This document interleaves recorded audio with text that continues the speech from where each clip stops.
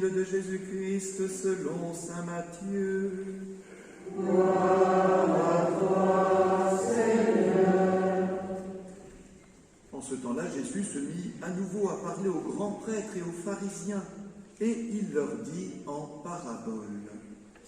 Le royaume des cieux est comparable à un roi qui célébra les noces de son fils. Il envoya ses serviteurs appeler à la noce les invités, mais ceux-ci ne voulaient pas venir.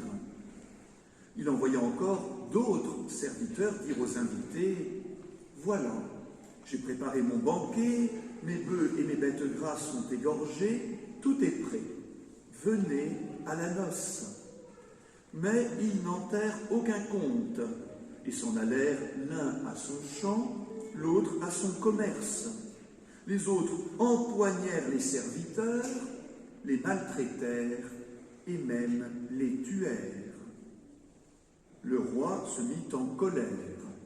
Il envoya ses troupes, fit périr les meurtriers et incendia leur ville. Alors le roi dit à ses serviteurs, « Le repas de noces est prêt, mais les invités n'en étaient pas dignes. Allez donc aux croisées des chemins.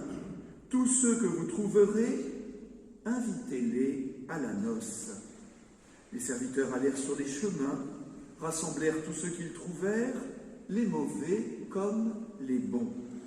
Et la salle de noces fut remplie de convives. Le roi entra pour examiner les convives. Et là, il vit un homme qui ne portait pas le vêtement de noces. Le roi lui dit, « Mon ami, comment es-tu entré ici sans avoir le vêtement de noces ?» L'autre garda le silence.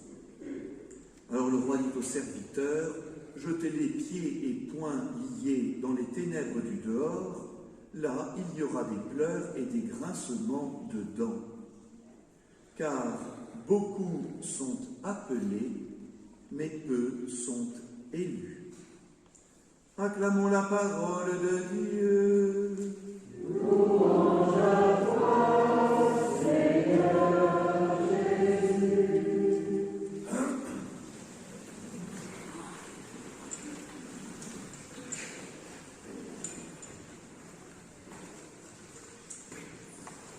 Alors les jeunettes, est-ce que vous êtes déjà allés à un mariage? Est-ce que ça vous a plu? Vous en avez de la chance. Moi, je n'aime pas du tout les mariages. Ça m'ennuie, ça me barbe, j'y perds mon temps. Je suis obligé d'y aller parce qu'il y a la cousine qui se marie, mais qu'est-ce que j'en ai à faire, moi, de la cousine? Et puis j'ai mieux à faire, j'ai mon commerce, j'ai mon champ, symbole de notre désir de changer, de notre désir de conversion. C'est le vêtement que nous recevons au jour de notre baptême. C'est le vêtement de notre désir de plaire à Dieu. Eh bien oui, c'est vrai, on peut être dans l'église sans avoir revêtu le vêtement de noces. Et Dieu dit, écoute, dehors, pas par méchanceté. Vous savez que quand on met dehors, c'est pour la conversion. Mettez-le dehors. Là-bas, eh bien, il pourra poser des questions, à peut-être venir rencontrer un prêtre, et tout simplement inviter à s'approcher de Dieu en témoignant de notre joie d'être chrétien. Une invitation, c'est jamais une agression.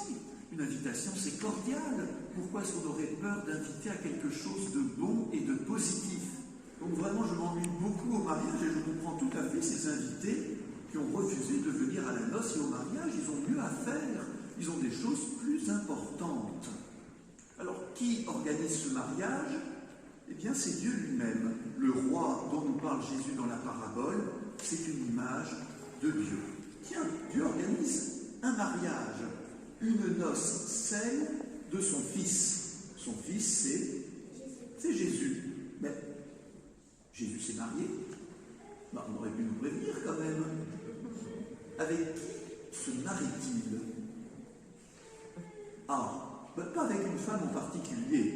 Jésus a choisi de rester célibataire, parce qu'en fait, il se marie, on pourrait dire, avec nous tous, avec toute l'humanité, frères et sœurs. C'est ça les noces du Fils, c'est ça le royaume de Dieu, c'est cette union donc cette alliance entre Dieu et son peuple par le mariage, on va dire un peu mystique, universel de Jésus, qui vient partager notre vie et qui vient nous entraîner dans cet amour. Voilà les noces que Dieu le Père organise pour son Fils et surtout pour nous tous. Alors, les invités ne viennent pas. Il y avait un chant avant quand j'étais jeune.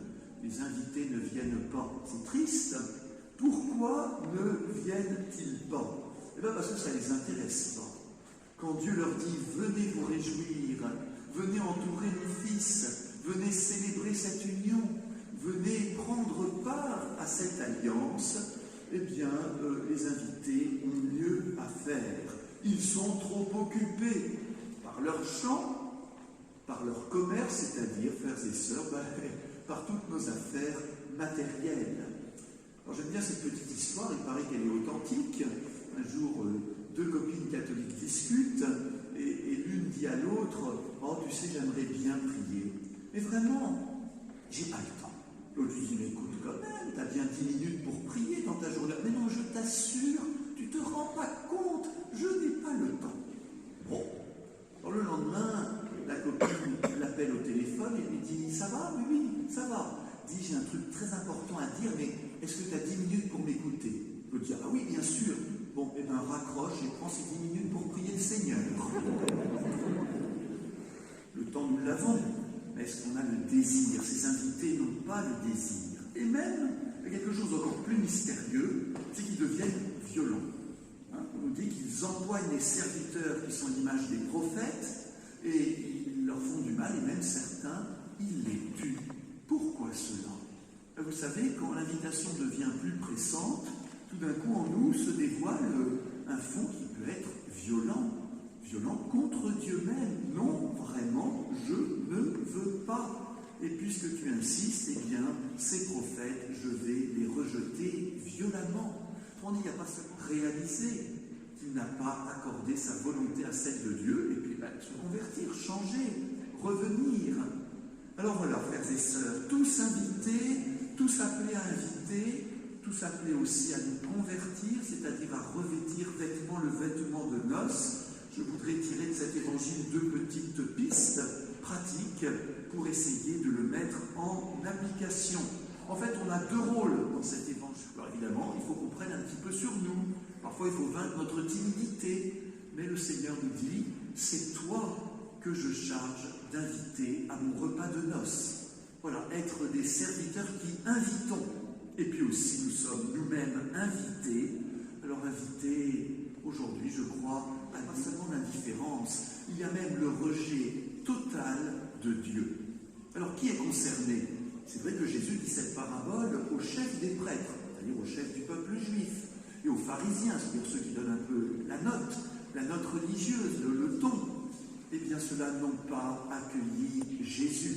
Mais frères et sœurs, ne pensons pas que le problème de ce rejet soit seulement le leur. Parce qu'après tout, ces grands prêtres, ces pharisiens étaient des gens extrêmement religieux, en apparence. Faisaient toutes les prières, toutes les célébrations, toute la loi de Moïse, tout. Mais quand Dieu s'approche, quand Jésus vient, eh bien en fait, il révèle que dans leur cœur, il y a le refus de Dieu. Les frères et sœurs, ça c'est quelque chose de très difficile. Le refus de Dieu sous les apparences de la religion. C'est ça le pire. L'apparence est sauve, on pense être quitte, mais en fait, nous ne voulons pas de Dieu. Il nous ennuie et même nous le rejetons. Alors, que fait dans la parabole le roi? Il dit, mon repas est prêt, les noces sont prêtes, c'est quand même bête, ça ne va pas se perdre tout ça. Donc il envoie ses serviteurs maintenant partout, et il invite tout le monde à la croisée des chemins, les bons et même les méchants. Et bien ça, vous voyez, frères et sœurs, c'est l'image de la mission de l'Église. C'est vrai qu'une bonne part du peuple juif, à commencer par les grands prêtres, les chefs, ont rejeté Jésus.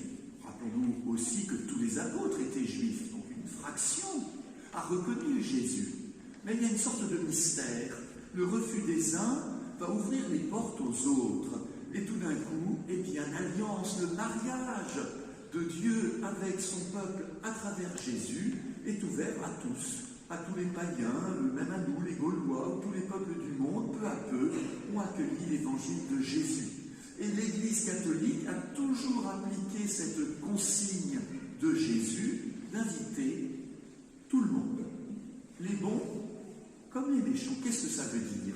Ça veut dire qu'on ne met pas de barrière à l'entrée.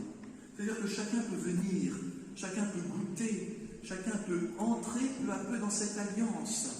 L'Église catholique n'est pas une Église pour une élite, n'est pas une Église pour des parfaits, n'est pas une Église pour des fortiches. Elle est une Église qui veut s'ouvrir à tous et qui dit « Viens voir, viens voir ». Et bien ça, c'est formidable. Il faut qu'on veille à rester cette Église ouverte à tous, cette Église qui invite sans mettre, nous, des barrières. Les barrières, c'est quand on se dit « Oh ben non, celui-là, c'est pas fait pour lui. Oh ben non, elle, t'as vu comment elle est. Non, jamais, non. » Ben là, nous mettons des barrières, alors que les serviteurs invitent tout un chacun. Mais, une fois qu'on est invité, une fois qu'on entre dans l'Église de Dieu, une fois qu'on découvre l'amour de Dieu, il faut revêtir le vêtement de noces. Cet évangile, on est à la fois ceux qui invitons, les serviteurs, et on est à la fois les invités.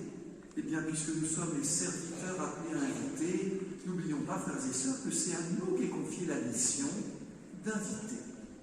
La mission, c'est pas faire des grandes paroles, c'est pas faire des choses spectaculaires, c'est de savoir parfois inviter au bon moment.